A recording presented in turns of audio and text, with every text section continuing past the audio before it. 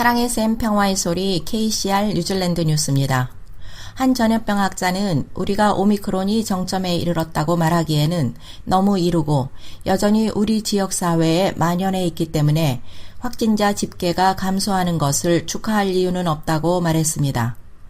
오클랜드 대학의 로드 잭슨 교수는 코비드19가 너무 많이 발생하고 있어 코비드와 유사한 증상을 보이는 사람은 PCR 검사에서 음성이 나오지 않는 한 바이러스에 감염된 것으로 추정할 수 있다고 말했습니다.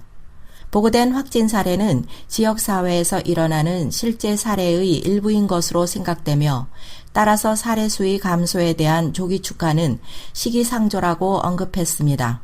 잭슨 교수는 사용 가능한 데이터로부터는 뉴질랜드 전역과 오클랜드의 사례 수가 정점에 이르렀는지 여부를 알 수 없다고 지적했습니다. 오타고 대학의 전염병학자 마이클 베이커 교수는 사망을 예방하기 위해 지역사회의 노인들과 취약한 사람들을 바이러스에 노출되지 않도록 보호하는 것이 중요하다고 말했습니다. 그는 약 100만 명의 사람들의 부스터 백신 접종이 늦어지고 있는 상황에서 부스터 접종을 한 사람들의 면역 차이가 생명을 구할 수 있다고 언급하면서 코비드 환자가 증가한 후 병원 입원은 7일에서 10일 정도 후에 나타나고 불행히도 사망은 3주에서 4주 더 늦게 나타나기 때문에 아직 사망의 정점을 보지 못했다고 지적했습니다. 베이커 교수는 국제 경험에 따르면 앞으로 며칠 동안 하루에 10명에서 20명의 사망자가 발생할 수 있고 뉴질랜드의 사례 수가 정점에 이를 수 있다는 증거가 늘어나고 있으며 오클랜드는 약 9일 전에 정점을 찍었고 나머지 지역들은 약 5일 전에 정점을 찍었다고 믿고 있습니다. 그러나 높은 사례 수를 줄이는 데에는 4주에서 6주가 소요될 것이며 확진자 수치가 여전히 몇 달 동안 하루에 약 5천 건에 머물 수 있다고 말했습니다. 정부는 치솟는 휘발유 가격에 대응하기 위해 앞으로 3개월간 유류세는 리터당 25센트, 대중교통요금은 절반으로 인하합니다. 한 석유 회사는 즉시 휘발유 가격을 변경했습니다. 아던 총리는 어제 내각 회의가 끝난 후 우크라이나의 침공으로 세계 에너지 위기가 발생했으며 세 가지 연료 유형 모두 기록상 최고 금액으로 상승했다고 밝혔습니다. 휘발유 가격은 지난달에 13% 인상됐습니다. 아던 총리는 정부가 추가 정책을 마련하기 위해 노력하고 있으며 대중교통의 확대, 대중교통 비용 절감, 연료 효율성, 하이브리드 또는 전기자동차 지원 등 현재의 교통 프로젝트와 입법 변경은 계속된다고 말했습니다.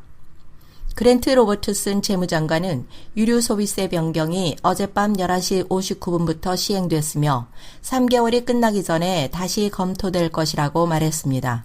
모빌은 즉시 휘발유 값을 변경하겠다고 발표했습니다. 유류 소비세, 도로 사용자 요금, 대중교통 요금을 인하하겠다는 발표와 특히 인프라 투자 비용에 부담을 주지 않을 것이라는 사실이 환영을 받았습니다. 필 고프 오클랜드 시장은 정부가 향후 3개월간 유류세를 인하하기로 한 결정이 오클랜드에서 꼭 필요한 교통 인프라를 방해하지 않으면서 시민들에게 약간의 안도감을 줄 것이라고 말했습니다. 그는 앞으로 3개월 동안 대중교통 요금을 반으로 줄이면 코비드 대유행 기간 동안 승객들이 현저히 감소한 상태에서 이용객들이 증가하기를 희망했습니다. 자동차협회 수석 정책고문 테리 콜린스는 이러한 움직임을 지지하며 유류 가격이 약 3주 또는 한 달 전 수준으로 회복될 것으로 예상했습니다. 하스피탈리티 뉴질랜드는 생활비 위기 시기에 찾아온 휘발유 소비세 인하와 대중교통 요금 인하를 환영했습니다. 임산부와 아기 엄마를 위한 무료 세미나 임신과 산후 기간의 정서적 건강관리가 3월 18일 금요일 오전 11시에서 11시 30분까지 줌으로 개최합니다. 한국어 문의는 021-346-1915 하시면 됩니다. 감사합니다. 마오리 유권자 중 상당 부분이 다음 선거에서 노동당을 떠날 계획이라는 점에서 정부에게는 더 나쁜 소식이 있습니다. 후이가 호라이즌 리서치와 함께 올해 실시한 첫 번째 여론조사에서 대다수의 마오리 유권자들은 여전히 정당에 충성하지만 17%는 노동당에서의 일종의 전환을 시사했습니다. 여론조사에 따르면 노동당이 37%로 여전히 마오리 유권자들에게 많은 지지를 받고 있지만 2020년에 노동당에 표를 던진 응답자의 54%에서 크게 감소한 것으로 나타났습니다. 인플레이션이 시작되면서 72%는 생활비가 그들이 투표할 주요 쟁점이고 주택과 건강이 그 뒤를 이었습니다. 후이 여론조사에서 노동당이 하락한 반면 테파티 마오리와 국민당은 각각 11%만을 기록했습니다.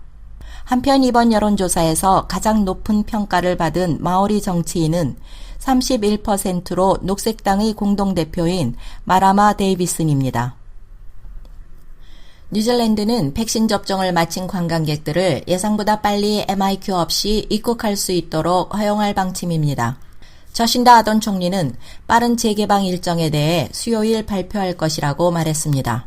원래 일정에 따르면 호주 및 비자 면제 국가에서 완전히 백신 접종을 받은 여행자들은 7월부터 MIQ에 머물지 않고도 입국할 수 있습니다. 그런 다음 국경은 10월부터 세계에서 오는 모든 방문객들에게 완전히 다시 개방됩니다.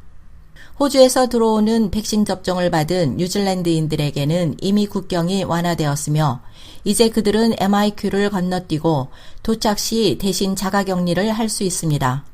대부분의 뉴질랜드 MIQ 시설은 6월 말까지 폐쇄됩니다.